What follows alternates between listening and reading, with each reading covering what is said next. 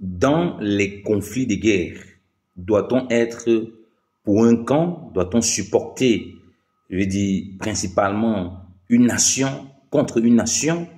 Je prends le cas d'Israël, la nation d'Israël, avec les Palestiniens, ou bien l'Iran, ou bien l'Ukraine avec la Russie, ou bien les guerres qu'il y a dans le monde. Est-ce qu'on doit être pro quelqu'un en tant qu'enfant de Dieu et anti quelqu'un d'autre, c'est-à-dire pro une nation et anti une nation, et principalement dans le cas d'Israël que je vais illustrer puisque c'est ce qui est souvent présenté. Salut à vous, bien-aimés dans le Seigneur, que la grâce et la paix de Christ soient avec vous. C'est votre humble serviteur Yannick Stéphane, enseignant de la parole de Dieu. Nous voulons aborder cette question parce que c'est une question assez délicate, difficile, notamment lorsqu'on parle d'Israël parmi les chrétiens, et on voit quand même beaucoup de dérives de la part des chrétiens, et on se pose des questions. Et il y a des gens qui sont des fervents supporters d'Israël au détriment des autres nations, sous beaucoup de prétextes. Après, ils s'appuient sur certains versets dans les Écritures, et tout, à tort ou à raison, comme je dis. Le gros problème qu'on a déjà, comme je dis, parmi les chrétiens, c'est que les gens, ils parlent des choses qu'ils ne maîtrisent pas. Ils parlent des choses qu'ils ne comprennent pas. Ils répètent aussi comme des perroquets les choses qu'ils ont entendues aussi des pasteurs. Vous voyez? Et du coup, on voit donc une mauvaise compréhension de l'évangile en général. Parce que si tu pars dans la Bible, tu lis tout et n'importe quoi, tu peux prendre tout et n'importe quoi pour justifier des choses. Mais si tu veux vraiment comprendre la question de la guerre et comment nous on doit se positionner, tu dois te retrouver en Christ. C'est-à-dire tu dois voir Christ qui est le baromètre qui t'illumine dans toutes les Écritures. Et c'est ça qui va te permettre d'avoir la bonne position en Christ. Quelle est la bonne position en Christ? C'est que tu ne peux pas être pour une nation et être contre une nation. En Christ, impossible en termes de guerre. Pourquoi? Dans Matthieu 24, quand le Seigneur nous a parlé, il y aura des guerres. Il va dire qu'une nation va se lever contre une nation. Vous voyez? Il nous a annoncé, les nations vont se lever contre les autres nations. Mais qu'est-ce qu'il a recommandé à ses disciples? Il a dit, priez afin de ne pas succomber à la tentation. Il a poussé les disciples à prier parce que les guerres, les nations qui se lèvent contre les autres nations sont des prémices de la fin des temps. Sont des prémices de ce que le Seigneur vient. Donc les nations, il y aura beaucoup de guerres. Il a averti. Et ce qu'il a encouragé les disciples, c'est être dans la prière. Pas la prière pour que Dieu préserve une nation au détriment des autres nations. Non. Parce que nous, en tant qu'enfants de Dieu, nous sommes appelés à annoncer la bonne nouvelle pour que les gens se tournent du mal pour aller vers Dieu, se convertissent en Jésus-Christ et soient sauvés. C'est ça la mission que Dieu nous a envoyée. Il ne nous a pas envoyé de supporter une nation au détriment d'une autre. Il nous a envoyé d'annoncer l'évangile et que les gens se répandent. C'est pour ça que quand on a mêlé les sangs des Galiléens, ok, dans Luc chapitre 13 là-bas, on est venu dire au Seigneur, vous voyez comment les rois de ce monde, comment ils sont violents. Le Seigneur a dit que si vous ne vous repentez pas, vous allez périr de la même. Donc le Seigneur a appelé, lorsqu'on leur rappelait qu'il y avait la guerre, on tuait des Galiléens, on tuait des Juifs, on tuait ceux-là, il les a appelés à la repentance. Vous voyez comment Hérode mélangeait le sang des Galiléens, comment ces dirigeants mélangeaient le sang des gens, comment ils tuaient, ils étaient violents. Il n'a pas dit non, écoutez, Dieu vraiment prier pour que vraiment protégeons nos siens. Il les a enseigné la repentance. Il a dit que, au fait, si vous ne vous repentez pas, vous allez périr pareillement. C'est pas forcément qu'on va vous découper comme ça. C'est que vous n'avez pas compris que dans ces moments de guerre, quand on voit la guerre, ça doit nous pousser à nous tourner vers Dieu. Donc, et pour nous, en tant qu'enfants de Dieu, ça doit nous pousser non seulement à demeurer en Dieu, en Jésus-Christ de Nazareth, mais de prier pour les gens pour qu'ils se tournent vers Dieu. Mais ce n'est pas pour supporter une nation au détriment d'une autre nation. Ça, c'est une aberration. Il y a les guerres partout. Tu vois des chrétiens qui ont le drapeau d'Israël dans les maisons, soit dans les supports d'Israël. Il y a la guerre à RDC, République démocratique du Congo. J'ai été là-bas en mission. J'ai été là-bas à l'est du Congo. On tue les gens là-bas comme du poulet. Je n'ai jamais vu mettre le drapeau du Congo, de la RDC dans ta maison, hein, ni bandit dans tes vidéos. Il y a la guerre au nord-ouest, au sud-ouest du Cameroun. Il y a des séparatistes qui veulent qu'on divise le pays en deux. On tue des gens là-bas comme des poulets. Je ne t'ai pas vu mettre le drapeau du Cameroun. Toi qui dis qu'il est chrétien, mettre ça dans ta maison. Vous voyez, il y a la guerre au Yémen, on tue les gens. On tue des gens partout. Il y a la guerre en Ukraine. En Ukraine avec la Russie, on veut que tu prennes parti, que tu sois pro-russe ou anti-russe. Tout ça ne nous concerne pas. On n'a pas à être pro-russe ou anti-russe. Les humains font leur guerre là-bas pour des intérêts, parce que les guerres sont liées à des intérêts terrestres, charnels et démoniaques. Donc, ils n'ont rien à voir avec Dieu. Parce que la promesse que Dieu il nous a promis en tant qu'enfant de Dieu, c'est la Jérusalem céleste. Ça n'a rien à voir avec la Jérusalem terrestre. Que Abraham lui-même, il attendait. C'est pour ça qu'il vivait dans les tentes, comme Hébreux 11 nous dit, parce qu'il attendait une terre ferme ou spirituelle où on va vivre. C'est-à-dire qu'une terre spirituelle. Donc, quand Dieu lui parlait des promesses, ce n'était pas les choses de la terre. Les choses de la terre étaient que l'ombre des choses à venir. Donc, vous et moi, on attend d'être dans le paradis du Seigneur, pleinement épanoui. Qu'est-ce que ça a à voir avec les choses terrestres? Les gens, ils se battent pour les terres, pour les choses comme ça. Jésus nous a dit que les rois de ce siècle, ils se battent pour ces choses-là. Donc nous, on ne doit que prier principalement pour eux. Donc il n'y a pas à faire acception. Il n'y a pas à être pro-Israël ou bien anti-iranien, pro-Palestine, anti-Israël. Il n'y a pas une position. Un enfant de Dieu ne peut pas avoir cette position en Christ. Ce n'est pas la mission que Christ a envoyée. Il t'a dit, allez annoncer l'évangile à toutes les nations. Est-ce que si toi tu deviens maintenant pro-Israël et anti-Palestine, comment tu peux annoncer l'évangile à la Palestine? Puisqu'il a dit d'aller annoncer l'évangile et faire des nations de tous ses disciples. Comment tu peux donc faire des Palestiniens des disciples si tu es anti-palestinien? Ça a quel sens? Donc s'il y a la guerre entre les humains, peu importe les intérêts qu'ils ont, tu dois penser que tous doivent connaître Dieu. Tu dois penser que tous, là il y a des innocents qui périssent. On doit arrêter ces guerres pour que les innocents ne périssent plus. Tu dois penser que tous doivent revenir à Dieu pour qu'il apaise leur cœur et pour qu'ils arrêtent ces conflits. Tu ne peux pas penser à avoir une position ukrainienne, machin. Qu'est-ce que ça n'a rien à voir. En lisant les Écritures dans n'importe quel sens, celui qui se dresse contre Israël, se dresse contre Dieu. Vous lisez l'Écriture que vous ne comprenez pas.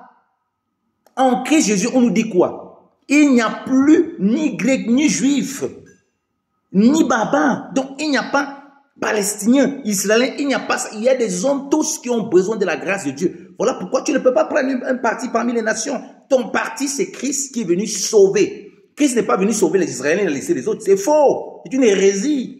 Il est venu sauver quiconque. La Bible dit, il a dit, Dieu a tant aimé le monde qu'il a donné son Fils unique, afin que quiconque croit en lui ne périsse point, mais qu'il ait la vie éternelle.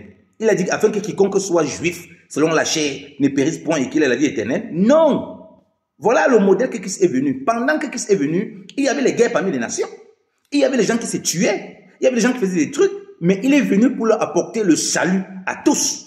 Aux bandits, à celui qui n'est pas bandit, au meurtrier, à celui qui n'est pas meurtrier, à la prostituée, à celui qui n'est pas prostituée, au soldat, à celui qui n'est pas soldat. Voilà pourquoi, en Christ, dans le salut, il y a toutes sortes de personnes. Les grands, les petits, les arabes, les juifs, les musulmans, les non-juifs, les barbares, les palestiniens. Il y a des gens qui sont en Christ, qui sont en Dieu, partout. Donc si tu commences même à prier, suppose maintenant qu'il y a des enfants de Dieu peut-être en Palestine. Quand tu pries maintenant, tu es contre ces enfants de Dieu en Palestine. Tu es contre l'église. Oh, toi tu es appelé à soutenir l'église de Dieu. Et à soutenir tous les hommes. Et à soutenir l'église de Dieu. Quand tu choisis déjà un camp, soit en voulant interpréter l'écriture de façon charnelle, tu ne comprends plus ton rôle en Christ. On t'envoie de faire des nations des disciples. Toutes les nations. Donc si tu commences à dire pro une nation et pro une nation anti une autre nation, tu n'es plus dans le plan du Seigneur. Colossiens 3 nous dit quoi? À partir du verset 10. On dit, ayant revêtu le nouvel homme qui se renouvelle en connaissance selon l'image de celui qui l'a créé, en qui il n'y a ni grec, ni juif, ni circoncision, ni prépuce, ni barbare, ni chite, ni esclave, ni libre. Mais Christ y est tout et en tous. Donc, nous, en Christ, on ne connaît plus ça. On ne connaît plus les frontières, ces juifs. On prie pour tous les hommes. Il y a la guerre, il y a la détresse. La Bible nous dit ceci, par exemple, dans Romains chapitre 12. Pleurez avec ceux qui pleurent. Si maintenant les Palestiniens sont bombardés, il y a des familles là-bas qui sont détruites, ils sont en train de pleurer. Toi, tu vas te réjouir? Tu fais comment pour te réjouir? Si ce n'est pas la sorcellerie que vous pratiquez dans l'église. Tu dois pleurer avec ces Palestiniens qui pleurent. Pareillement, si en Israël, tu vois des familles qui sont bombardées, les enfants qui sont tués, que les bombes viennent de l'Iran, que les bombes viennent de quoi que ce soit, tu dois pleurer avec eux. Ton cœur doit être avec ceux qui souffrent. Parce que c'est le cœur de Dieu là-bas. Parce que Dieu veut que tous les hommes se tournent vers lui. C'est la méchanceté de l'homme qui l'amène à pratiquer ce genre de choses. Pour, comme je dis, pour des intérêts personnels. Où ils se font la guerre. Tu ne peux pas te réjouir du malheur de ce qui se passe en Ukraine. Ou bien du malheur de ce qui pourrait se passer à un Russe. Du malheur de ce qui pourrait se passer à un Congolais qui est à l'est du Congo. Tu ne peux pas te réjouir du malheur en tout cas de ton prochain. Tu ne peux pas. Peu importe. C'est que tu n'es plus en Christ. Tu es dans la folie spirituelle. Tu as besoin de délivrance. Vous dressez les drapeaux. Hein? Mais ce n'est pas possible. Vous dressez les drapeaux d'Israël partout, par-ci, par-là. On ne comprend pas ce que vous faites. Vous devenez dans des idolâtries. Il y a une idolâtrie d'Israël que je ne comprends pas. Voilà l'écriture qui vous dit il n'y a plus ni grec ni juif. Vous faites comment pour scinder donc? Pour mettre les juifs à part leur drapeau et vous n'avez pas les drapeaux des autres nations. Alors que vous voyez qu'il y a les guerres dans le monde. Prenez tous les pays où il y a les guerres. L'Ukraine, vous prenez le drapeau. La Russie, vous prenez tous ceux qui sont en conflit. Le Yémen, tous ceux qui sont en conflit. Le Cameroun, vous prenez le drapeau. La RDC, partout où il y a des conflits armés. Prenez ces drapeaux-là. Priez pour toutes ces nations. Voilà ce que le Seigneur vous demande de faire. Et c'est ce qui rappelle par la bouche de Paul. Si on lit 1 Timothée, regardez, on lit 1 Timothée. Si on lit 1 Timothée chapitre 2, regardez ce que l'Écriture dit. Hein? Il nous dit quoi? À partir du verset 1. 1 Timothée chapitre 2 à partir du verset 1. J'exhorte donc qu'avant toute chose, on fasse des requêtes, des prières, des supplications et des actions de grâce pour tous les hommes. Écoutez, il commence en disant, j'exhorte, celui qui est en Christ, il parle à qui? Aux chrétiens. Arrêtez de lire l'Ancien Testament n'importe comment. Vous ne comprenez pas ce que vous lisez. On vous adresse ici à vous qui êtes en Christ, qui avez l'intelligence renouvelée, qui avez reçu l'Esprit de Dieu, qui avez le Saint-Esprit, qui avez la parole et les promesses de Dieu. On dit qu'on vous exhorte avant toute chose de prier pour tous les hommes. On a dit de prier pour une partie des hommes qu'on appelle les Juifs, la terre d'Israël, ou bien on a dit de prier pour une partie des hommes où nous on a nos propres intérêts. Par exemple, hein, vous voyez en Europe, il y a des pro-Ukraine, hein, en fonction de ses intérêts. Hein. On a dit d'être pour l'Ukraine et d'abandonner la Russie. On n'a pas dit ça. On a dit pour tous les hommes. Donc, Palestiniens, Israélites, Iraniens, peu importe, tous ceux qui sont contre ou pour Israël, ce n'est pas notre problème. Qu'ils soient amis d'Israël ou qu'ils soient pas amis d'Israël, on doit prier pour tous les hommes. Qu'ils soient amis de la Russie ou ennemis de la Russie, on doit prier pour eux. Qu'ils soient amis du Congo ou pas, qu'ils soient amis du Cameroun ou pas, qu'ils soient séparatistes, mauvais, qu'ils soient gentils. Dieu ne veut pas savoir si ces personnes-là sont bons ou pas bons. Il demande de prier pour tous les hommes. On continue, on dit, pour les rois et pour tous ceux qui sont constitués en dignité, afin que nous puissions mener une vie paisible et tranquille en toute piété et honnêteté. Car cela est bon et agréable devant Dieu notre Sauveur, qui veut que tous les hommes soient sauvés et qu'ils viennent à la connaissance de la vérité. Amen. Dieu veut que tous les hommes soient sauvés et parviennent à la connaissance de la vérité. Et on explique le processus. Que nous on prie pour tous les hommes comme ça, parce qu'on veut vivre en piété. Donc on veut que ces nations soient en paix aussi. Parce que si Israël, moi je fais peut-être mes affaires, je prends un exemple, il y a un membre de ma famille qui fait ses affaires en Israël, qui vit là-bas. S'il y a la guerre et que ça affecte ces choses, il va mal vivre. J'ai un frère qui vit en Palestine, qui a cédé ses affaires là-bas. S'il y a la guerre là-bas, il va mal vivre. J'ai un frère qui est en Iran, qui vit là-bas, qui a des choses. S'il y a quelque chose là-bas, ça va l'affecter. Je veux vivre paisiblement. Et j'ai des enfants de Dieu, des frères et sœurs qui sont là-bas. Et j'ai des innocents qui sont là-bas. Je prie, mon cœur est porté vers eux. On a dit pour les rois, on a dit on choisit les rois. Les rois ici, c'est les présidents, ceux qui sont établis en dignité. On nous dit bien, pour tous, tu ne peux pas avoir un camp, si ce n'est le camp de Christ, qui est venu donner sa vie pour tous. Tu dois donner ta vie dans la prière, dans la parole, pour tous, afin que tous connaissent Dieu. Parce que c'est le cœur de l'homme qui est mauvais, qui l'amène à faire les guerres. Je ne vais pas rentrer dans la portée spirituelle, Israël, machin, avec les nations. Je ne rentre pas dans ça. Je vous présente l'évangile dans sa base et dans son fond pur. Voilà le cœur que Dieu veut. Tout ça pour qu'on vive paisiblement, en toute piété, et aussi que les gens y connaissent Dieu. Mais quand vous avez déjà fait un tri d'une nation qui doit être préférée à une autre nation, il y a un problème. Ici même, on ne fait pas allusion au comportement des nations. Hein.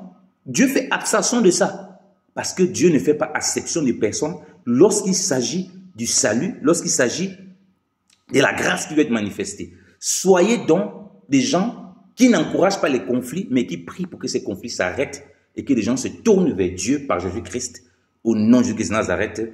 Amen. Qu'il soit de n'importe quel bord. Soyez bénis.